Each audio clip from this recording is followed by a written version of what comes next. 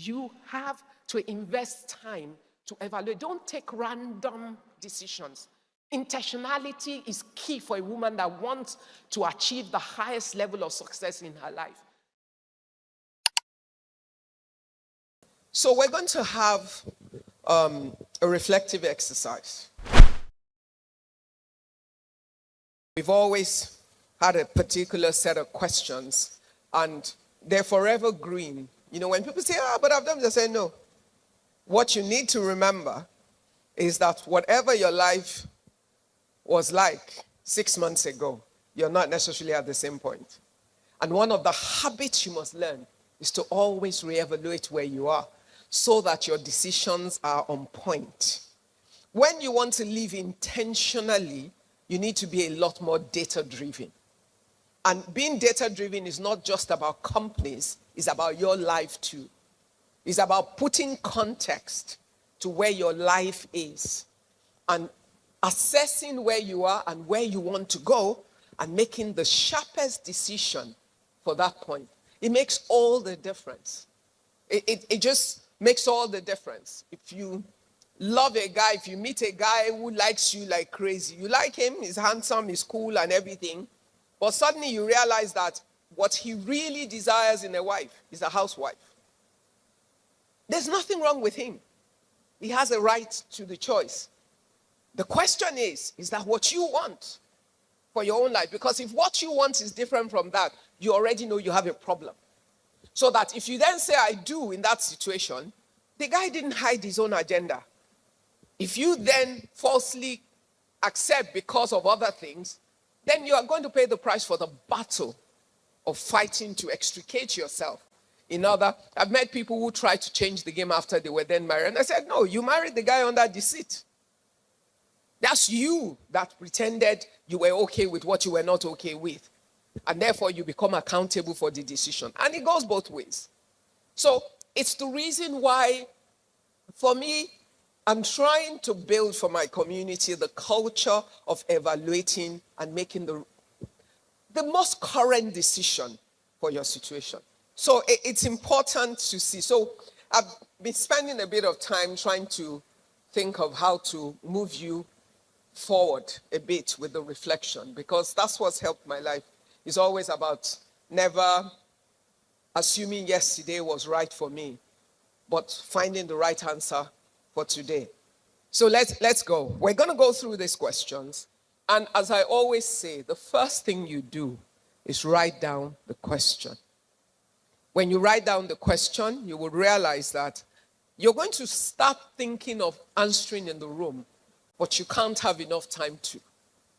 So I want you to then take time. If you love yourself, and you must learn how to love yourself. If you love yourself, you spend some time to answer the questions for you.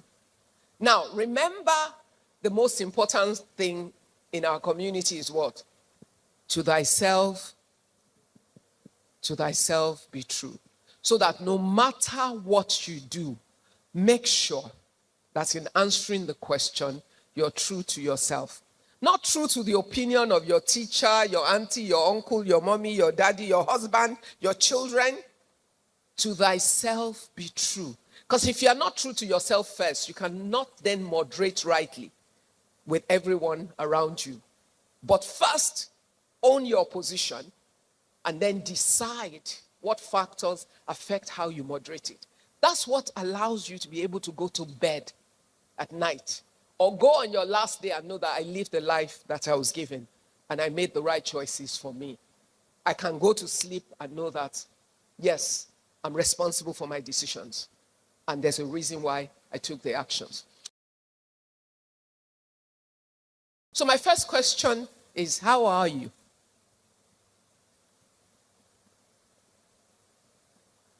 You're wondering. Oh, we need to check on each other a bit more these days. How are you? There's so much happening around the world. There's so much happening in our country. There's so much happening at work. There's so much happening in families, in homes. There's so much happening around us. But let me tell you why this question became important to me. Somehow, we've all learned how to act right, even when we're not right. We have learned the appearances. You know, for the Christians, it is well. Really? I know you're speaking your faith, and I'm a preacher, aren't I? But all I'm saying to you is, to what? To thyself be what? Be true. You can face the fact and take the truth of the word of God to fight it. But you must first own what is, you know, to be the fact of the situation. How are you? Can you ask your neighbor how the person is?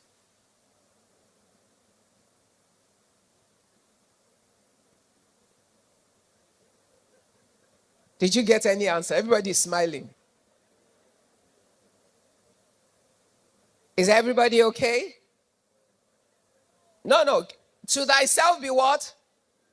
Is everybody okay? See, the challenge is we all act like we're okay when we're not.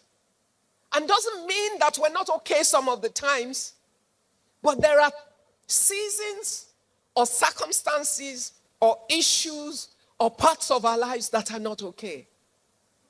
And you know what? If nobody knows where you need help, you'll have the help around you, but you won't get it. Why? Because they don't know. You're busy acting. When you see everybody, you put, and you know Nigeria, this hall, as you can see, they're clearing. I'm sure there was a party here till God knows when, yesterday. And if you want to be smiling and eating and celebrating in Nigeria from Monday to Sunday, you can.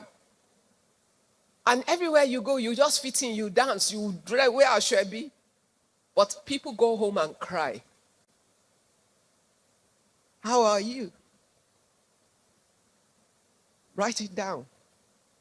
Even if you can't tell anybody yet, answer the question, how am I? You can section it. How am I at work? How am I concerning my home? How am I concerning my children? How am I concerning whatever? Identify the different segments of your life and check on yourself. When you do, when it's clear to you, it'll become easier to think, do I need help? And then find your helpers. Because what you need might be next door. But if your next door neighbor doesn't know that you have a need, they can't help you. One of the most fascinating classes I had was a few years ago. I was attending a course at Kellogg's Business School, University of Chicago. And it was 58 CEOs from around the world. And this very brilliant, world-renowned professor alone was teaching our class for like 4 days. And he got to this last session and he said to everyone, write down your lost dream or the thing you really wish you could do, but that you haven't done. And everybody was first like, these were powerful people in the room. A number of some really rich guys in their pockets. Anyway, he got us to write it down. Everybody wrote down. Then he had all these sticker notes, post-it notes and all that. And then he started saying, okay, starting from someone, say what that dream is. Guess what?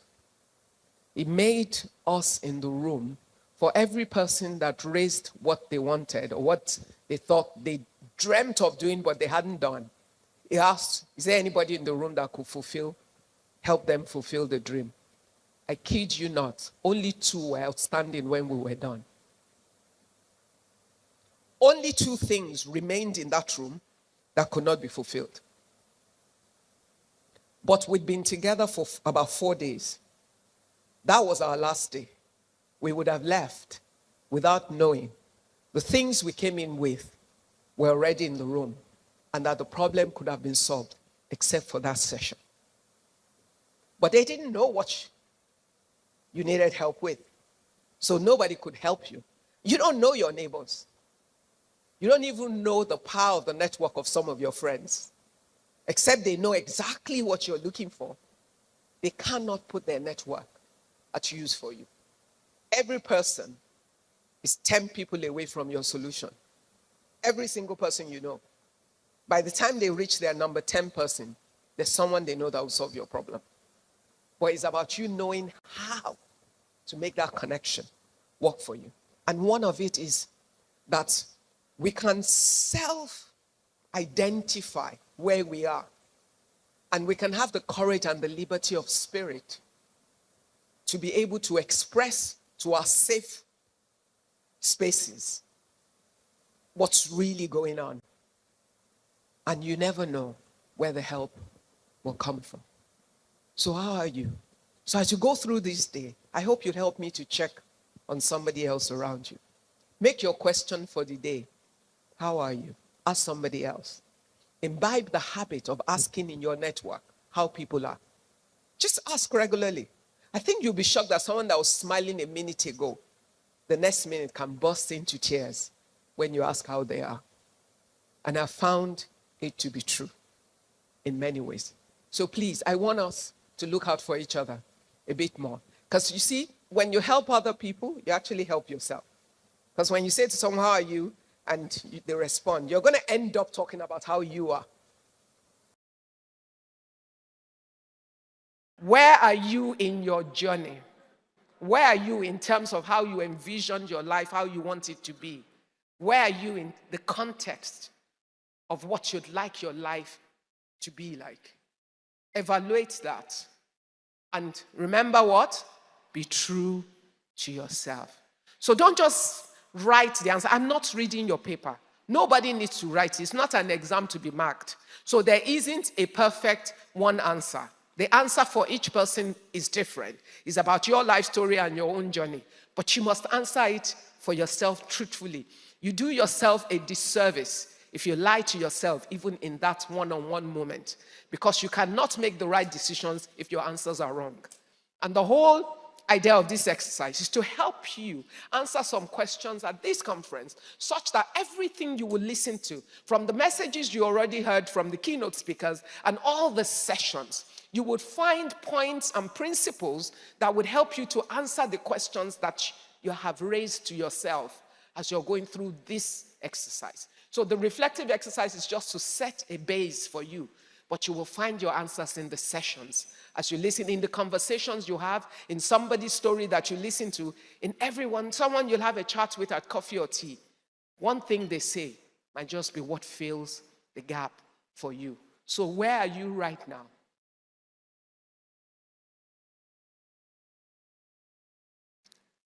And this is really important.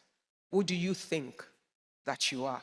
I don't care the last name that your teacher called you when you were in primary school, or the last name that your neighbor called you, or your husband was so mad at you, he gave you a name and described you by something else. Is that really who you are? Who do you think? Your self-perception is key. I can look at a most beautiful woman and tell her how beautiful she is, but it's a useless piece of information if she has no sense of her own beauty. If she does not appreciate that God did extra work in creating her and that everything about her is perfectly made, even with a K-leg. It's really about how do you look at yourself? How do you see yourself? Because it affects how you then communicate yourself in different situations to everyone. So Shibodi told you she was skinny and tiny. She was only there for 3 months. But because she had a good man in her life who challenged her, she went in there knowing that I can do this. And she did the work of preparation. By preparing, and therefore created an unusual opportunity for herself. By showing up, she changed the game. She wasn't that little girl in treasury. She became that little smart, brilliant girl that can deliver. And that story never changed. That's why they never hired anybody above her. Imagine at 3 months in an office, becoming the head of Department of Treasury of an investment bank, and them never thinking they would need to go and get someone to come and supervise you. That's a miracle in itself. That's what we call miracle. But however, miracles are made through preparation and active engagement, sometimes by you. So make your own miracle by the things you do. Who do you think that you are? Should thyself be what? Be true. Tell yourself your strengths. Identify your weaknesses, be honest with them. But then decide which of your weaknesses that you need to invest in, or some you can just discount them and just ignore them. I don't play to my weakness as a person in life. It's a waste of time. I play to my strength. I let my weaknesses be. I'm the first to own them. I outsource my weaknesses. Yeah. I just find helpers with strengths in my own weaknesses. Some of you make a lot of money. Send the money on errand. Find helpers that you can outsource your weaknesses to. Make them work for you and make things work for you. But I know my strength, and you can't take me up on my strength. I will face you down because I know what I'm good at. So if you are talking rubbish, I will tell you it's rubbish because I already know. So you need to have a sense of yourself so that when anybody tries to redefine you, you can stand up. So next question, where do you think that you're going? Life always offers you options, A, B, C, D. How do you decide that option A is the best for me, not B, not C? When you get 2 different job offers, how do you choose one? How do you evaluate your opportunities in line with your goal? How do you know sometimes it's better to choose what seems to be the less paying job because strategically it is what is going to get me nearer my long-term goal? Where do you think that you're going? If you don't know where you're going, you can't know the right route to get there. And there are many routes to each destination. But having a sense of where you're going helps you to know why, even though A, B, C, D can get me to the same place, why is A the better route for me, and B the better route for C, and C the better route for A? You have to invest time to evaluate. Don't take random decisions. Intentionality is key for a woman that wants to achieve the highest level of success in her life.